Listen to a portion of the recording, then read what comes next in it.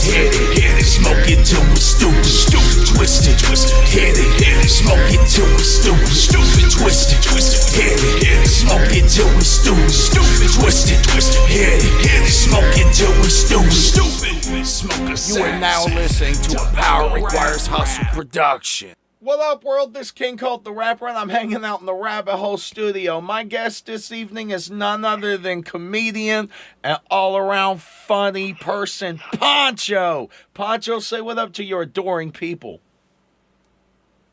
Hey, what's up, people? What up, people? All right, so for those of you that don't know, like I said, Pancho is literally one of the funniest human beings I've ever met.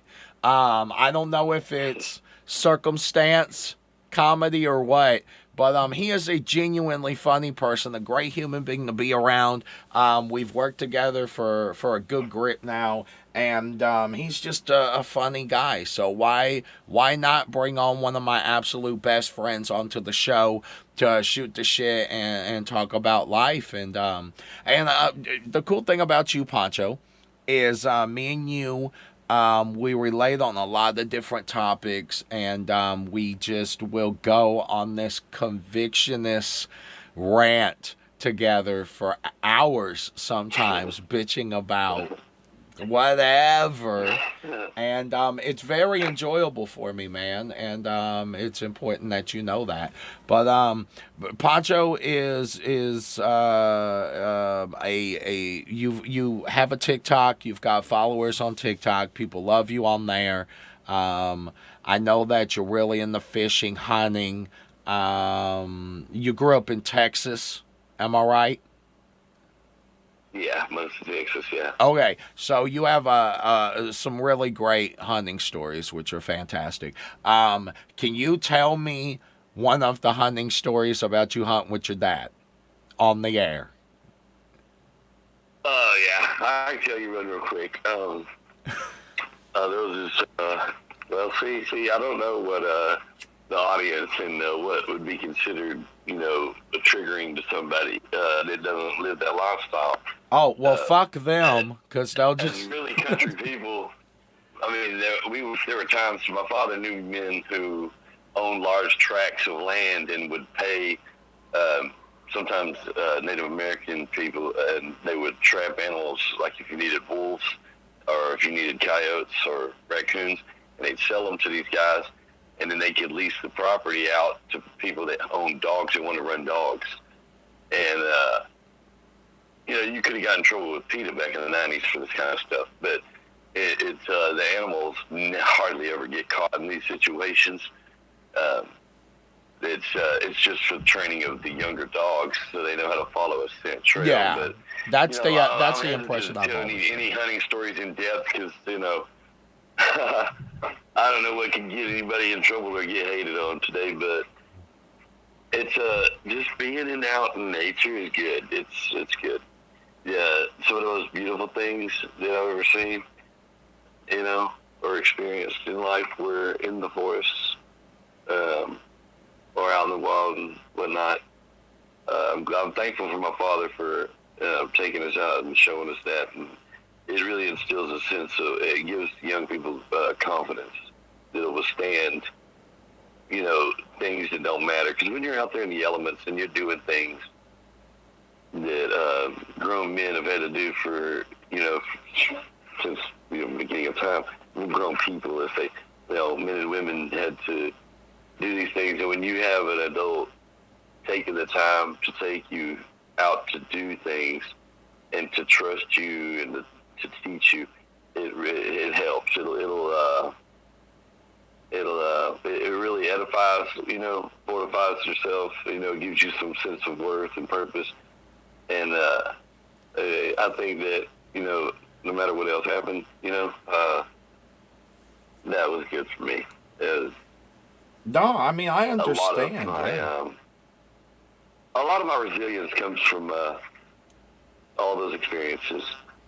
Being out in the wilderness and hunting. We were hunting west of Weatherford, Texas, and I was waiting for my dad to show up with my brother, and they had the hunting jeep, and they were a couple miles away on the other side of the lease. And I climbed up in a tree at the edge of this bald hill that was overlooking the dirt road that would turn in to this property. And I was like, oh, what's that? And I felt the bulge, and I thought ammo was going to fall out or something. And it was one of those little cans that you turn upside down, and it would sound like a rabbit, like wah. Oh yeah, like okay. High pitched and like a distressed small mammal, you know. And so I'm sitting up in this tree, and I got my legs crossed at the ankle, and they're on a branch, and I'm turning this thing slowly, and it's like you can't see it because my hands in my pocket, and my eyes squinted. I got face paint on. I'm really, I'm being real still. I'm probably 11, and I'm turning this thing. It's like, wah, and I'd do it like I'd jiggle it a little bit. I'd do a half a scream, not like everything just the same, repetitive, right? So I'm playing with it as I can, but trying to keep it sounding natural and not make any movement. And out of nowhere, dude, I don't know how I didn't jerk and fall out of the tree. But it's the biggest peregrine falcon I've ever seen in my life swoops in from the right and lands on the toe of my boot, dude. And I'm just sitting here, and he's looking around, and I got my eyes barely open. And I'm like, wow. And my heart is like just stopped. Everything just turned to ice in my chest. And I was like, what? It was just unbelievable. And I just sat there for 5 minutes, and this thing's like, where the hell does Revit go? And I'm like, I don't want it to claw my face, so I'm not going to open my eyes and scare it. Any movement at all. If I'd have blinked, he would have flown off. That was pretty amazing. Bruh, that's a beautiful thing. And dude, you can only have things like that happen in nature. Like you can't organically have a large animal just land on you in the city limits, because animals that live around the city limits or within it, they are on this whole different level of wildlife, like squirrels in this neighborhood totally vary from squirrels in other neighborhoods because of the differences in diet, nutrition, and breeding patterns, and whether or not they have shelter from weather. I mean, dude, there's a lot involved with that. So, like, taking that into consideration, there is a lot of stuff that happens with animals that you literally have to be out in the wilderness to experience a wild animal in its natural state. Real shit. Yeah. One thing that sticks out to me, we were hunting this deer lease we were at was in northern Arkansas, and it was my father and I, my brother and sister weren't there this trip, and it was fall, but it was early fall, like maybe it was just the first week or two of November, because it wasn't that cold, and but it was all the leaves were off the trees, and we're going up the side of this hill. And he heard something I didn't. I was following behind him, trying to be still, and I'll snap branches, and I had my head down, and he put his hand behind him and bumped me on the shoulder and pushed down, like, okay, take a knee, So I take a knee real quick, and there's a fallen log right beside us, and he says, look over there, and I'll look up, and about 40 yards in front of us, and uphill maybe 20 more yards, there's two bucks, and they're locked, and they're sliding down this hill, and then one of them gained footing, and they'll wrestle for a second, and their antlers are locked together, and they slide right past us. It was just insane. And then they'd standing up fighting, and they were just grunting, and you could see the heat coming out of theirs. They were snorting. It was crazy. And my dad was like, I'm not going to take the shot for two reasons. That's not sportsmanlike. It's not a very gaming thing to do. And then there's a deer stand at the bottom of this hill that he'd seen on our way up there. And he's like, we are trying to cross this. This is this man's, we're not going to take the deer, like, let him get it. So sure enough, they get to the bottom of the hill. I don't know if one of the tines snapped off, but they got free from one another. And as soon as they stood free up, facing one another, bam! They got a deer stand dropped one. That's tremendous. It was like it call it? It was a jarring juxtaposition. It was like a flip. You go from seeing something majestic and beautiful, and then, you know, but you know, those deer were trying to kill one another, and then, you know, both men let them settle their dispute first. No, that makes, yeah. And I mean, that's I don't know, that's really sportsmanlike of both of them, you know, if you think about it. Because, I mean, he could have easily just taken that shot when they were locked up, you know, and made it, I mean, it's a easy meal, Right. And, you know. You know, in a harsher world, it would have been totally fine to do that. Like a Native American may not have wasted the opportunity, or, you know, a settler, you know, somebody who doesn't live in modern convenience. Oh, well, yeah, that's you know, 100, yeah. Nature is cruel. Nature gives no quarter. Like, all animals are opportunistic. They're gonna, you know, take the chance if they, you know. If it's a matter of survival, you're damn I'm right. just trying to wake up. I stayed up so late today's my birthday, and I'm just like groggy. Today is your birthday? I thought that. About, Oh, yeah, I guess. oh yeah. And you opened it up. You're like, my comedian friend. What comedian friend? You messed me up, man. I don't give a fuck, Pancho. You're one of the funniest people that I know. I'm gonna, if I'm like, yo, he's a comedian, he's a fucking comedian. Yeah, you're gonna edit the shit out of this. I want to retell some stories. I can tell a hunting story way better than I can. Hey, man, this one time I had a fart can and a bird landed on my foot. That's fucking different. You don't want to just come out with some stupid ass, you know, the way that you told your bird story was majestic, and like it was like reading a book.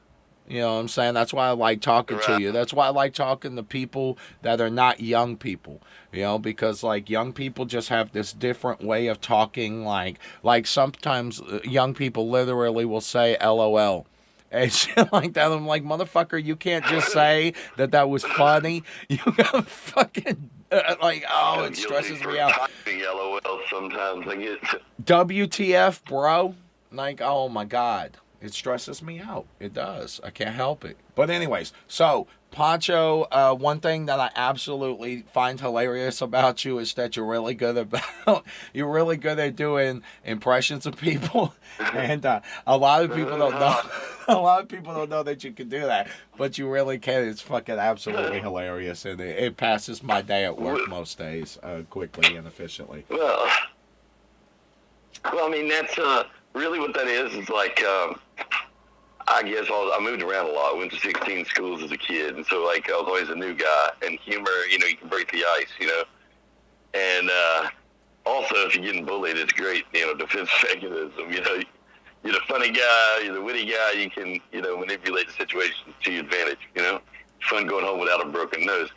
So, you know, but being good at it, that's always, I just do that around friends because, you know, I'm hearing impaired. I kind of mumble. I kind of got a nasally going because I'm having a nose broken. And I think, to me, the muted tone we hear our own voices, you know, is not how others hear us. I think I get pretty close, but it's like mimicry, you know, learn speech through mimicry, you know what I mean?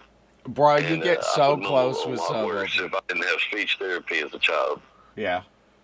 Okay, so you grew up in Texas. You hunted a lot as a kid, you know, with your dad, which is awesome because I 100% didn't have my dad around, and hunting trips would have been phenomenal. But I did go fishing with my grandfather, you know, pretty often, and it wasn't anything crazy, you know, but, you know, we brought home a couple fishies here and there, you know, and I really definitely we gotta have a fishing trip. We gotta just go into the wilderness and live off that shit, bruh. I really need to do that. This every week for months. I'm ready.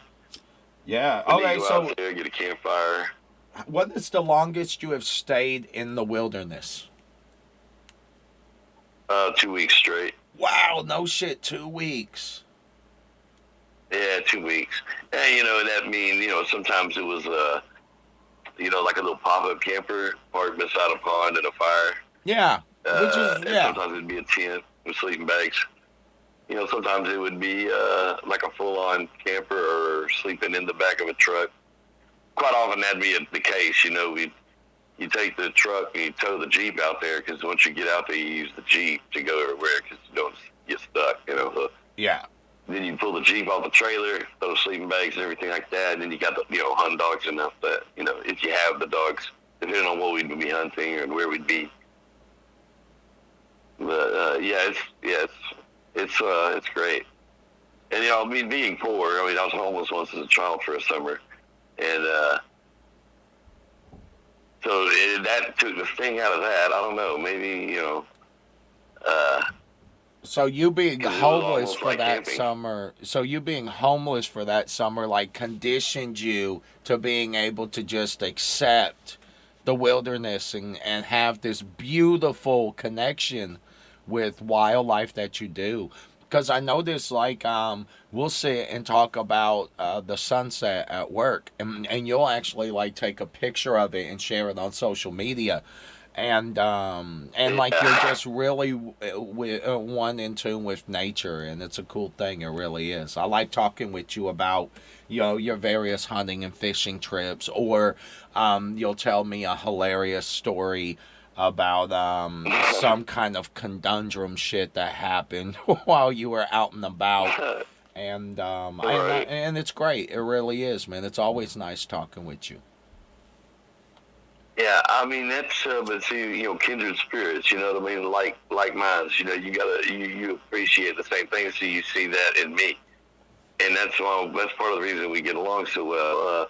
We share a lot of things, even if we don't call it the same thing. Like for me, like you say, you're funny, and I can tell good stories. Self-deprecating humor. If you're solid inside, if you really are iron, right?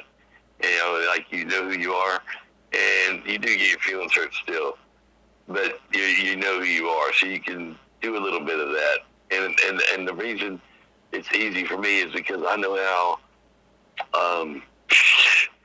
how fleeting and fickle everything in the world is, and it can flip. And if you don't laugh at yourself, the world will do it for you. That's true. So I never get to. I try, let's say, I try not to think too much of myself, but also the late great Patrice O'Neal, you've heard me say it. My self-esteem is so low, it's high. You gotta know, you're not a loser. We're all just fallible humans. You know what I'm saying? Yeah, And when we critique others, sometimes we forget that about ourselves. that's Yeah, accurate. I know I'm an F up. I try to minimize it. You know what I mean? No, I mean, dude, you gotta laugh at life, and you gotta like we had a conversation, and you were like, I think this is how it went. I don't know for sure, but this was the gist of it. You said something like, I don't Right. understand how you can do the wrestling, the rapping, all this shit, and put yourself out there like that. And I'm like, dude, it's kind of hard because you literally set yourself up to be attacked in like 7 different avenues.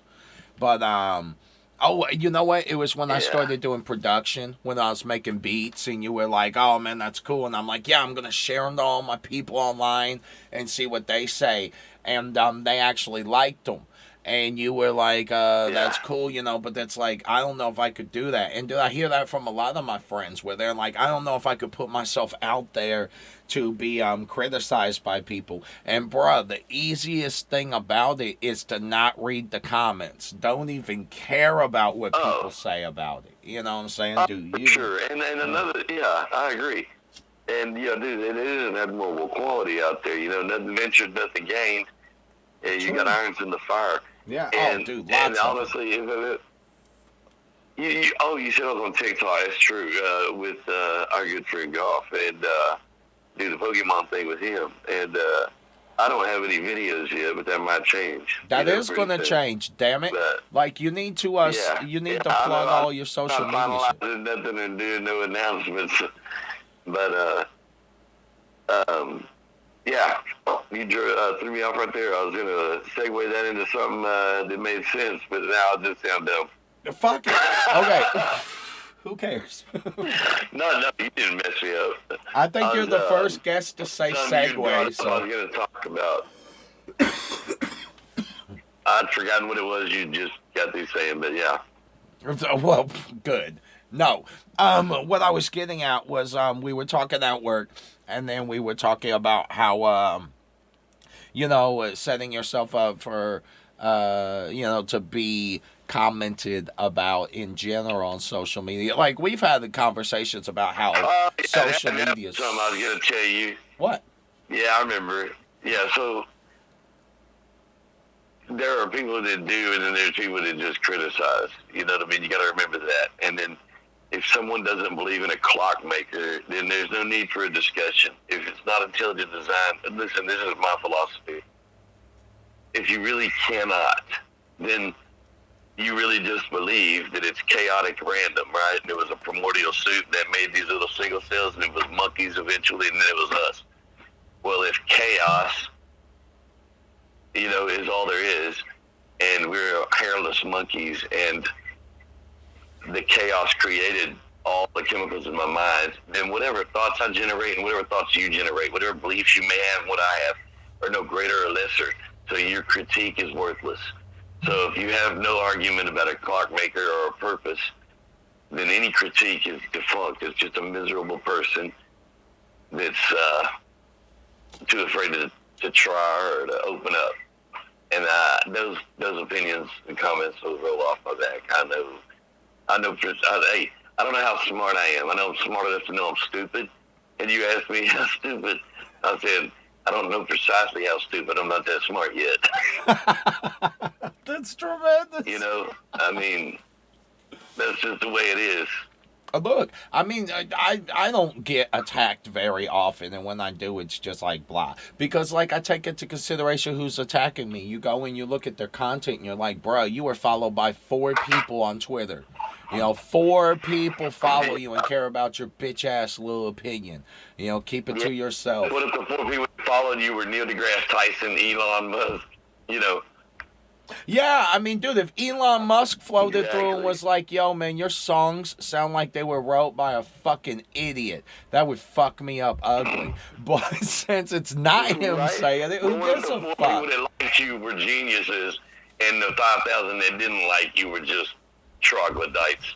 Who cares?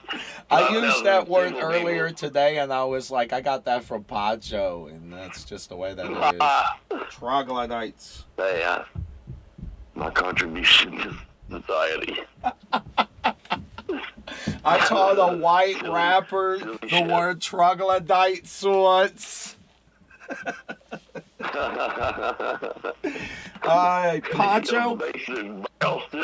Pancho, you drop your social medias that people can follow you at. Do you have a page that people can like? Do you have a Twitter people can follow yet? Very soon I will, yes. I'm in the process of setting all those things up. Okay, well, set all those up. Set all those up and send links. Pancho, set all those up and send links to me so that I can add them to this. What in the fuck are you doing? We're recording. What are you cutting lettuce? I'm trying to hear you. I told you when we started I'm using the Dollar Tree Dookie mic, and I wanted to switch to the other one. Why are you using a mic at all? All you gotta do is fucking talk in your phone. My phone is broken, and I gotta use this headset. Jesus. Oh, my God. You were... Oh. If audio comes out of my phone, it shuts off, dude. You know that. I forgot. That's tremendous. Oh, my Lord. Jesus. Yeah, dude. I'm the closest you can be to being a totally broke homeless person without being a totally broke homeless person. What up, world? This kid called The Rapper. I'm interviewing Pancho, the homeless human. Sound? You want a phone that makes sound? Shit. You're asking too much. Lord have mercy. Oh, Lord. Oh, dude. That's why I don't ask the universe very much, and I'm thankful for very little. I'm used to it. Hey, you know what, man? I go with the flow of life, and God takes care of me. I honestly, truly believe that, Well, and nobody here's could something tell me else. different. I like to push my endurance and test my wills because a lot of things are an illusion. You know what I mean? And I think the people that have been homeless or live close to the poverty edge, they know that we are in a first world country. And so I heard this statistic a long time ago that if you have, there's three things, and I mean you can quantify or whatever. You can Google this, and I'm sure to some degree there's a lot of truth to it, depending on what stats you look up. But if you have fresh water, access to fresh water, right? If you have a change of clothing and a vehicle, a mode of transit that functions, no matter what condition or what it looks like, you're wealthier than 97% of humans that have ever lived. Wow. And so even poverty in America, you know, isn't as bad as it can get. And so I know knowing that it helps whenever you're having a bad day. I mean, that just kind of made me more depressed because I feel bad for 97% of the fucking world now. Well, no, I think it's they have existed, right? Oh, So, okay, so in the it's modern like, age, yeah, I mean, that those makes past more 200 sense. years. Yeah, Yeah. I mean, yeah. But, dude, yeah, absolutely, because if you think about it, motor vehicles cost an outrageous amount of money. Like, I saw a commercial off of a VHS tape that was recorded, a WCW Saturday Night, and they were selling a Ford truck,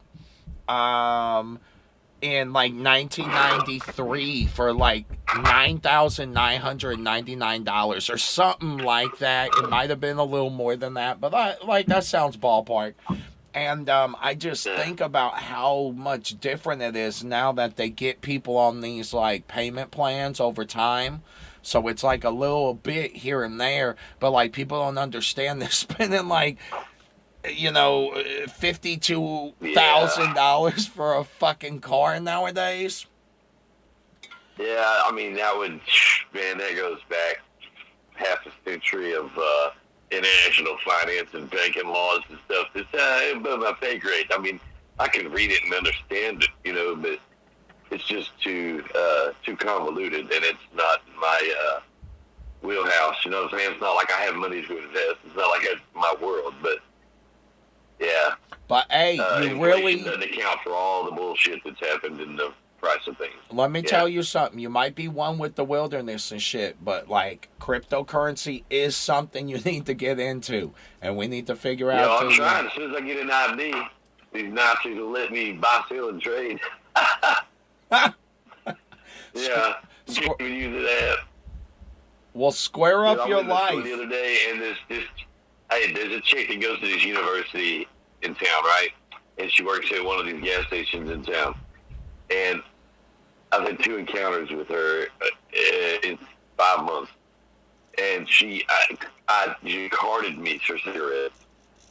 And I was like, ma'am, the FAA lets you fly with an ID expired up to 1 year because DMVs were shut down and all this. And so the federal government is okay with it. And the bank let me set up an account here and use an out-of-state expired ID. So it's good enough for the government. And you can clearly see the gray in my face. I'm 43 years old. Can I get a pack of cigarettes? She goes, no, you think,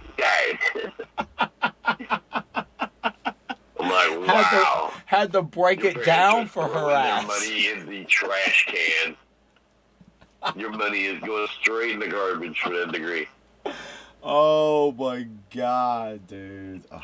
Pancho, it's always great talking to you. Just because it expired. I even said this to her. I go, ma'am, just because it expired doesn't make it invalid. It's a government document. Like, it's issued by the government.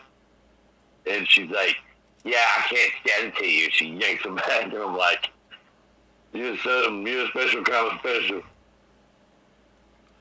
But, you know, that's the world we are in today, man. Man, it's sad because people feel powerless. So whatever new hierarchies come along and that they can, you know, exert some power on, you know, then they do. You know, like they take the power of the police away from the police. You can't have Mayberry today because a cop can't pull you over and go, oh, you had an urgent matter. All right, well, you know, keep it safe. All right, man. I don't want to make your life harder and make you pay a ticket. I understand, because they were part of the community and they actually they were invested in caring and authentically caring. You can't pay somebody to authentically care, and you can't government mandate morality. It's authentic or it's not morality, right, or whatever. I agree, and so man. Yeah. They got cameras, so as soon as they're scanned, they're obligated to fulfill see that through. So they're revenue generators for the state, and it's sad because there's a lot of good people who become cops, and they would like to act like goddamn Andy Griffith, but they can't. You know. Well, I mean, look, it's a different day and age, man. It really is, with social media and body cameras and all this crazy shit. You know, a situation escalates way faster than it used to. You know, and like we'll probably never go back to the simple, chill Andy Griffith life. You know, like we would have to have like a mass extinction issue or something happen before we could do that. I've always said it. I think that humans, we were given. It's like you got a room full of chimpanzees and you threw a bunch of nuclear footballs in there and said, "All right, be cool." Like when the internet hit humanity, we weren't ready for that. We've abused it, misused it. It's retarded. We could all be Aristotles right now, but instead we got Pornhub. You're right, though. 100%. You're right. Yeah. We got all of human knowledge at our fingertips, and we're just monkeys clicking flashy buttons and whatnot. And it's just chaotic. With a combinatory explosion is a good thing to Google. You know, it applies to everything in the cosmos. Things echo through eternity, all truth, you know. I definitely will look into it, man. Well, look, Pancho, I appreciate you being on the show today. You're an amazing human being. Twisted, hit it, smoke it till we're stupid, twisted, hit it, smoke it till we're stupid, twisted, hit it, smoke it till we're stupid, twisted, hit it, smoke it till we're stupid. You are now listening to a Power Requires Hustle production. Twisted, hit it, smoke it till we're stupid, twisted, hit it, smoke it till we're stupid, twisted, hit it, smoke it till we're stupid, twisted, hit it, smoke it till we're stupid. You are now listening to a Power Requires Hustle production.